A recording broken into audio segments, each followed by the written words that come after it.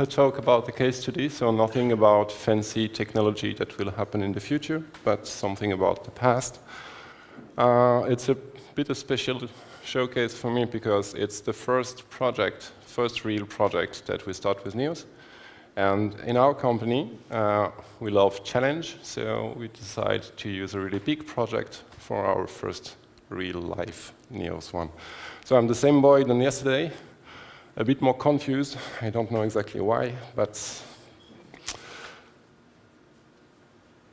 so what is architectes.ch? It's a big website based in Switzerland to showcase some building projects and companies that work in this area. Yes, so it's basically a portal.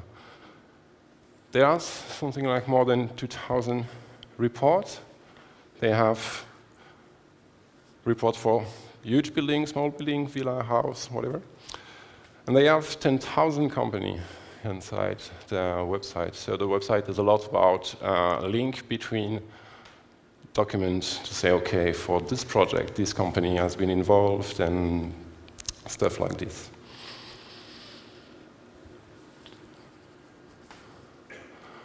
It's a really old website, launched back in 2001. And when you start a project, and when this project is a relaunch, you have this restriction that you need to build something usable with the existing content. You cannot start from scratch, especially when you have this amount of content. So at the beginning of the project, we really start by doing a huge content inventory, just to make the client aware about the amount of content, about the amount of page that was completely outdated, about the amount of page that contain image that was uploaded back then and that are this size. So that was the first part of the project. And yes, this slide is really important because the editorial team at the client side is really small. They have something like 5 to 6 people to manage all those content. So it's really a small team. So the goal of the project is to move to a responsive design, because back in 2001, who speak about phone and tablet and whatever device? To help editors, this project is not only about publishing content, it's also about maintaining content. So we have a lot of focus on what the content strategy called the content ownership. If you publish a content in your website, this is just the beginning of the story. You are responsible to keep this content up to date. So your content management system needs to help you or to remind you. Do you remember these things that you published last year? Is it always up to date? Because manually checking stuff just don't work.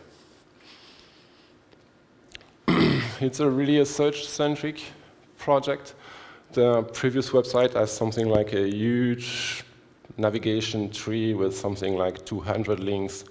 Say, okay, I need a house and a building, and then completely non-usable and unfriendly with the user, completely impossible to do on a mobile device.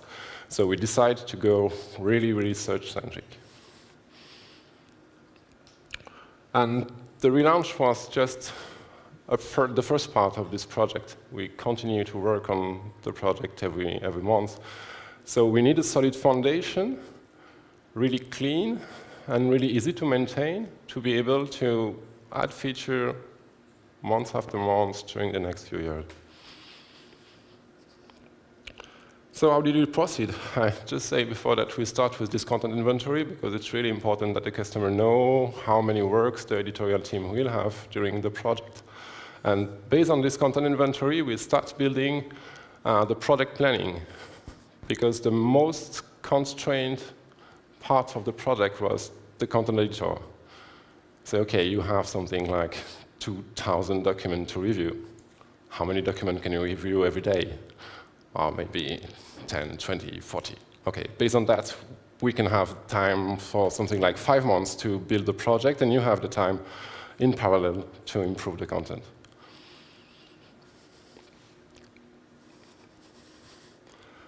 And we move content first, because yes, it's pretty cool to say to the editor, you have thousands of documents to review, but where did you improve the content? On the old system, with this fucking interface from 2001, or on the new fancy CMS? But at this moment in time, we don't even have an interface. We don't even have design.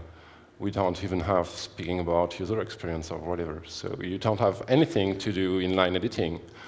So we start by moving content, and we build this tools. It's open source. It's a really low-level package that helps you importing, transforming, cleaning, and put content in the content repository. So it's not a magic package that will not save your impossible deadline, but that can help you a lot, because it contains tons of things to remove crappy HTML from old rich text editor or stuff like this. So after the import, we start having editor, working on the development version of the project and starting improving content. So changing text, uploading image, reviewing content, and just working. And on our side, we start the design. We start discussing with the client what kind of interface you want. Now we know exactly what content you have. We can start building stuff like fancy Photoshop files and whatever. Once the design was integrated in Neos, we start thinking a lot about the search algorithm. We use Elasticsearch for this project. Oh, sorry. And I think one thing that you need to be aware about Elasticsearch if you use for a project like this, Elasticsearch feels like one of the most easy software to use. You just put content in there and launch some crazy query, and you have some nice result. But that's not exactly the truth. That's just the first step. You need to take care of performance issue, you need to take care of relevance of results, and you definitively need to configure Elasticsearch. It's not a magic box. You need to put a lot of effort on this area. So don't try to avoid using the default indexing of Elasticsearch, just customize it to match. Elasticsearch index must not match your node type. It doesn't make sense. The index must match your query. Because during indexing, you prepare content for your query. You don't prepare content for displaying anything. So keep this in mind, that it's not a 1-1 MySQL to Elasticsearch. It's MySQL to something useful for your query. So some feature highlights. When you have tons of content, it's pretty hard to do review. Even the most talented and powerful editor will not be able to maintain these Excel style sheets. Oh, I have this to review tomorrow, and maybe this one on next Monday. It's not possible. So we have this content inventory group in the inspector.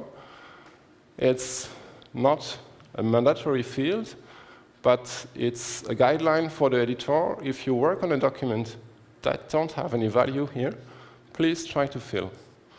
Just try to make an assumption on the quality of the content. You don't need to change the content. Just say, OK, this content looks quite poor, or it can look quite cool. And oh, this project is from a really important client, so keep in mind that I need to review every month. This client just phone call today and say, oh, I need a review, so you can just define a review deadline. And based on this, this is currently a prototype. We are working on the final version of this dashboard. It's the first page that the editors see when they log in Neos.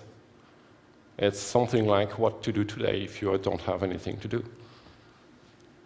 And on the left side, it's action that user can do. And it's pretty interesting because we have a really complex tree. So To publish a new document, you need to go to the correct section in the correct city with the correct category at the correct position in the tree, and it's pretty long, especially with this amount of node. So we create some wizard or helper, like, okay, I need to publish a report. You just fill the report name, the city, and Neos will just put the document exactly at its correct place in the tree.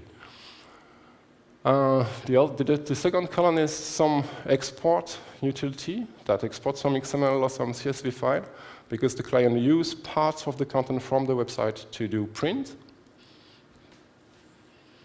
And not the correct button. And the middle column is an automatic feed of things to do.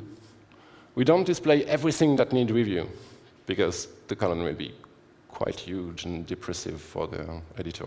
We just display the 10 things that we need to be catched. So every time an editor picks one, we just add one in the stack. So it looks like you can finish something today. And the my review, it's the current editor review, and the currently under review, it's the whole team current working stuff.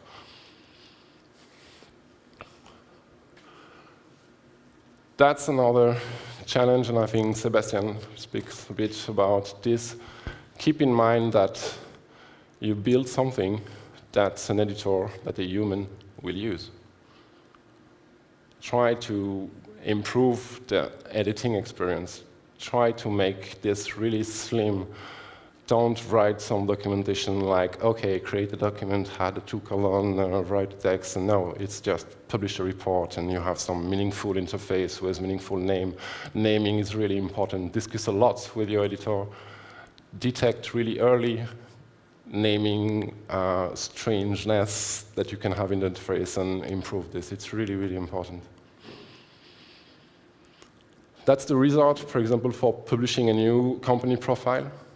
So this is the user just need to fill this form, and Neos will just automatically update everything on the tree.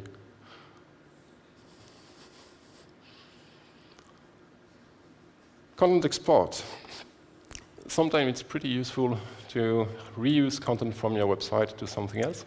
So we built this nice tools. It's also open source. You can get it on our GitHub page. It's basically each block is a small class that just get data from anywhere and do something. It can be an export, but we can even have this deploy button inside Neos, so we deploy the website from the website. You can trigger at least any kind of event, and you can define tags to help editor filter this kind of list. It's named Job Butler, and it can help you use it. Advanced thumbnail, I speak this a little bit in my talk yesterday. We have the challenge to do tons of thumbnail for PDF. And did some of you read the specification of PDF one time in their life? Don't try to do that. It's like something like 200 pages. It's really complex. It's based on PostScript. It's a really, really, really strange standard at some point. So it's pretty hard to have reliable preview for PDF with Imagic or Graphic Magic. So we rely sometimes on file preview IO to handle some more complex content. And the preview is also used on the website. So this thumbnail generator can be used in the media module, but also on your website. We go live last summer, and we continuously improve this project. Every month, we have something like 1 release per month. And what next? Ton of things. We have this automatic HTTP redirect that maybe will be merged at some point. This feature will maybe be disponible in Neos 2.2. In this project, the client spent quite some money in search engine optimization. So they need to keep every URL on the website working every time. So we build the tools that can do that completely automatically for you, so it's completely transparent for the editor. It can just rename a page or even move the full section of a website, and we will generate all the redirection required to have all the link working. So that was partly sponsored by Architect, and it's pretty important to say thank you. So I want to say thank you to client that can sponsor something.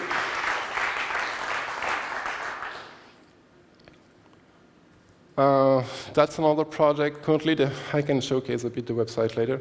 The website is really like a portfolio. So you have a page per company, a page per report, etc.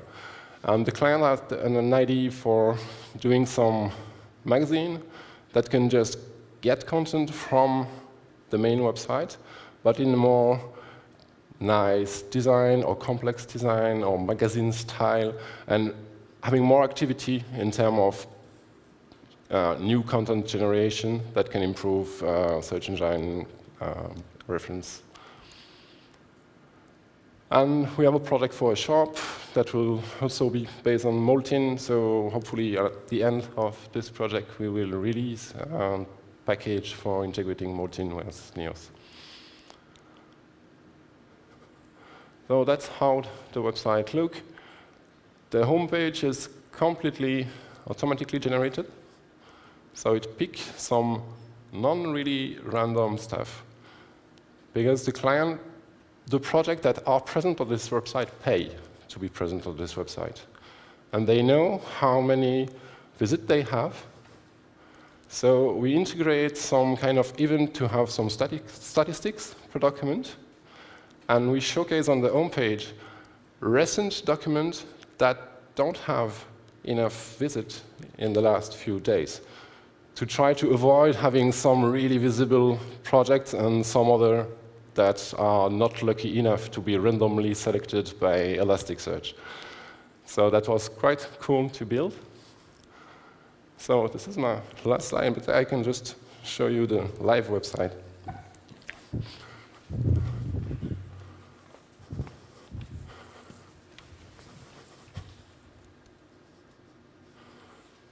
Yeah, that even works. So this is exactly this kind of area where we select the event not randomly. We also have the access for the project. Here it's some really nice highlight. And we have the search engine.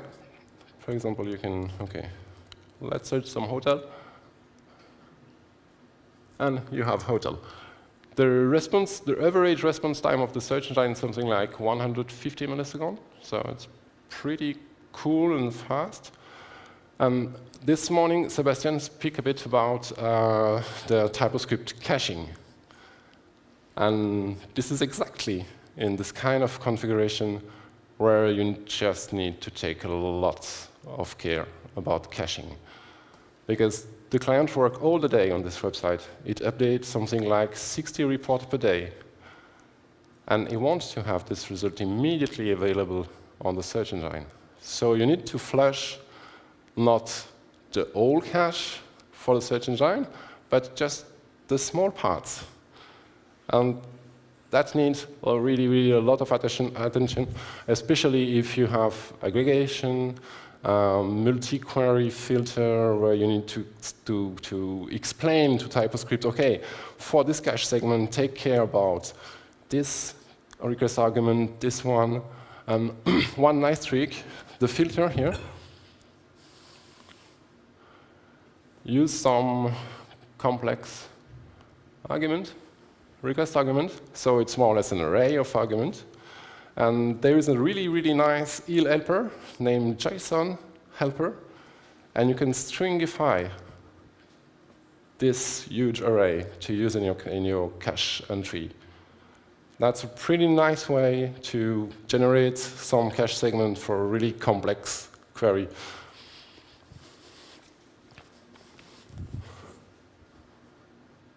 If we check a project, my website is confused.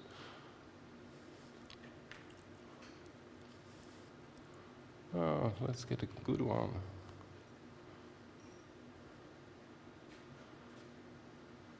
And here you can see all the reference from between the report and all the company that work for this project.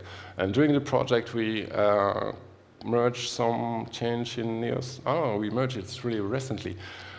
If you have lots of reference in your inspector, until NEOS 2.1, you have one HTTP request for every reference that hit the backend. It can be pretty painful and slow. And in 2.2, it will be just one single request for each editor, and it can speed up the backend rendering quite a lot if you use reference.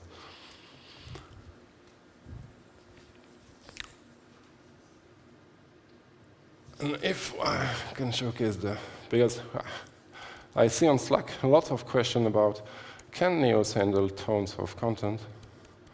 And I think the response is more or less yes.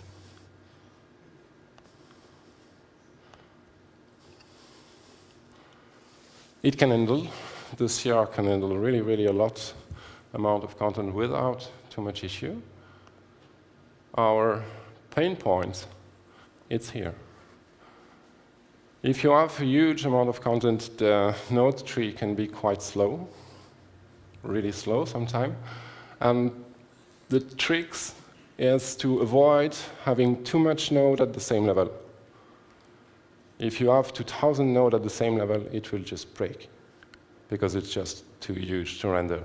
So if you have, for example, a product catalog, just try to find a way to have one more level. It can be a category, it can be the first letter of the product name, it can be 1, 2, 3, or whatever. Something meaningful for your project, but try to limit the amount of node at the same level, and your editor will be more or less capable of working with the backend without too much issue. We even have this nice search, and it's just quite responsive, and it's searching something like 115,000 nodes. So feel comfortable with big setup. Just take care of how you structure your content. Oh, what's more? I don't have a lot of more things to say. At the beginning of this project, that was quite funny, because when we start designing the UI, we have just 3 mock-ups: the home page, the product page, and the company page. So it looks really simple. I don't have tons of fancy things to show you in the front end. The big challenge has been really to migrate the content, clean up the content. As always, it's definitively the most painful part of the project. Every time you heard the term migration, just think it will be a hell. It's a migration. Everything will fail at some point. You will have tons of HKs everywhere. But after all, once the data are migrated to NEOS, the development of the integration of the design, the support for the editor has been really, really smooth. And one nice thing about this project is how many people are in the team. Me, 1 designer, and 2 editors. So it's not a project for a huge company. You can handle such a big project with not too much people. I think if you start your first project, you are not really into NEOS, don't start with this one. Please. And I think, I miss one person or one entity in the project. It's the community. I have to say thank you to a lot of persons. There is Christian, Robert, and tons of people that helped me a lot in Slack when I hit my brain limit or the NEOS limit.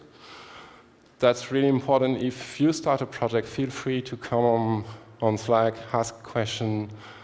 Nobody asks stupid questions, or if you ask stupid questions, you will not die. It's not an issue. Feel free to come. That's a really nice community with really open-minded people, really dedicated people. I think that Christian deserves something like 100 bottles of whiskey. That's awesome to have support from the community when you are responsible of this kind of project. So do you have some question? Do you want to see something else in the backend? Yo.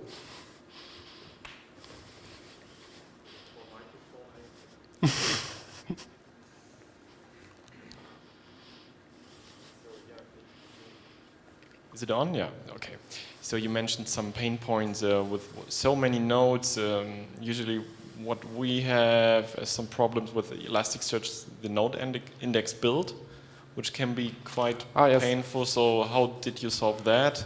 Node repair is another thing that's I have a fun story about node repair.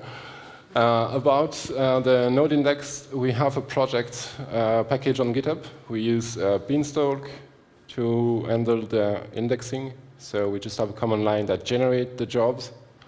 We took something like 10 minutes to generate thousands of jobs. And after that, it's just Beanstalk that starts indexing in the background. So it's not really an issue. You can use the.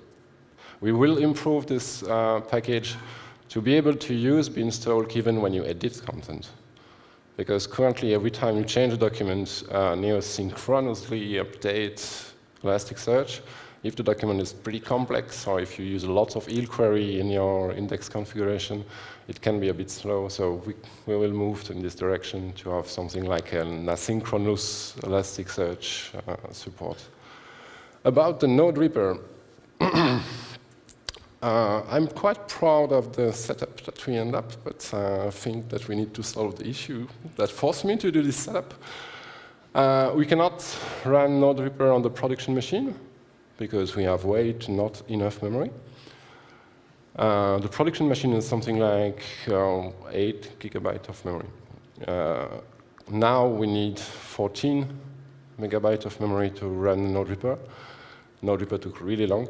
So we have a custom surf deployment that just provisions a new machine, a really big one. We just synchronize the data, node repair, and switch back the database. That's the heavy lifting stuff. So that can be, it looked like a huge pain, but it happened, until the launch, it happened 2 times, that we have to run a full node repair. Don't run a full node repair if you don't need it.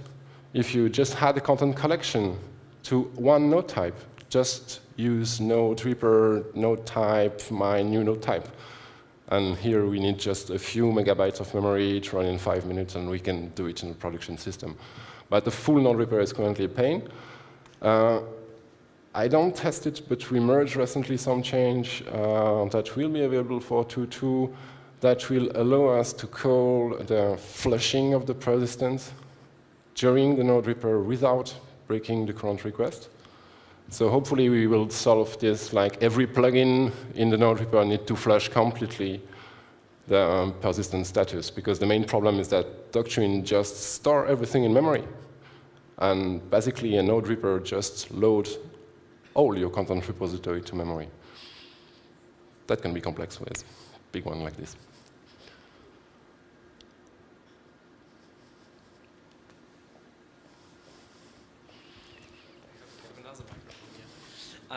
I have a question from the UI team. So you have like really a lot of custom stuff there, some custom backend modules.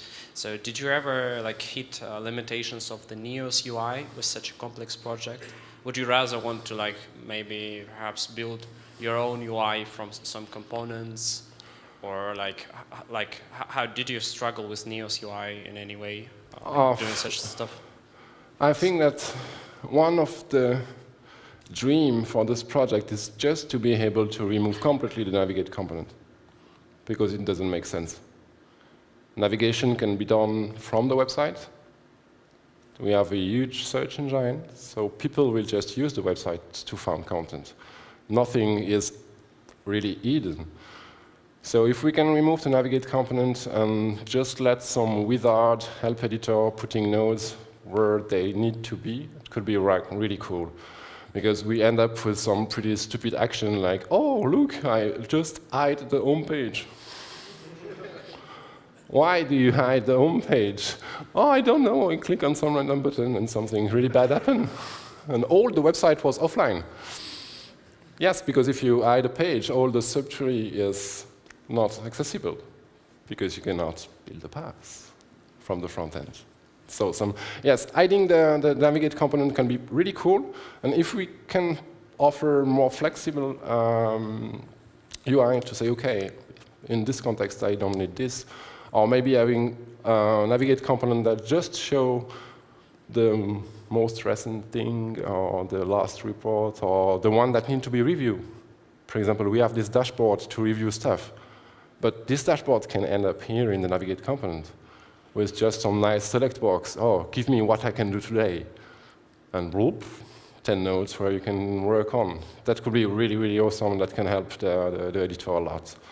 We don't have too much issue with the inspector because we don't have lots of structured data, except company address, mainly. Yes, the reference editor was a bit of a pain at the beginning because of this single request to get everything, but nothing really painful, and that's really easy to solve.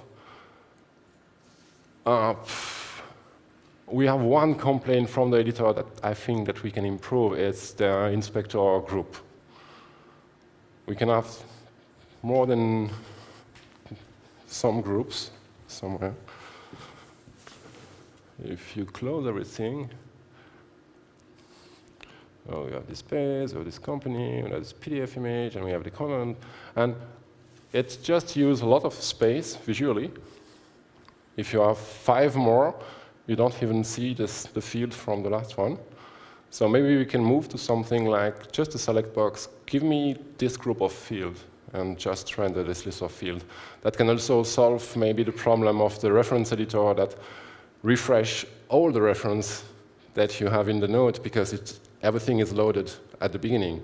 So if we load group by group, that can be quite nice. So maybe you can try to prototype this for the React rewrite. That could be some nice addition. But we don't have too much complaint. The pain point for editor is missing security policy, missing restriction, because editor will always break some stuff. And when you have such a big tree, it's pretty easy to break stuff in a really bad way.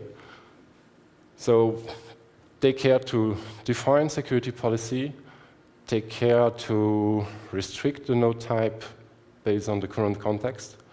If you have a node type named company overview, when you click on new content on the product page, you don't need to see this company overview. It doesn't make sense in this document. So no, not too much complaint about the UI.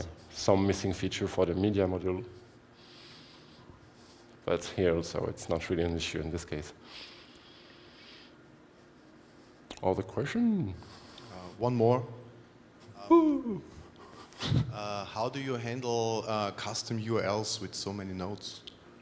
Custom? Custom URLs. If you separate them in separate node trees, you will have this standard URL, and you want to have them customized. In this project, we don't have this issue because the structure of the tree is exactly what we need as an URL. That was one of the CO requirements of the project, to have really domain name, category, localization, or city, and name of the product. So we don't hack too much the URL and link. We just have one thing a bit hacky, but not too much. It's for a company profile, if you see this one. Hello, our computer.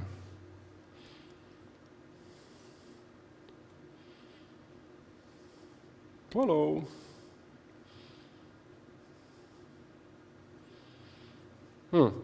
That's one of the main performance issues we have. If a company is linked to more than 100 projects, the company page is a bit slow to render. And we have this field here. I don't even found the field. I don't remember. But we have another short URI post segment, because some clients don't want to promote the huge link. So we have architectes.ch/mycompany. And in this case, we just built some custom routing to handle this.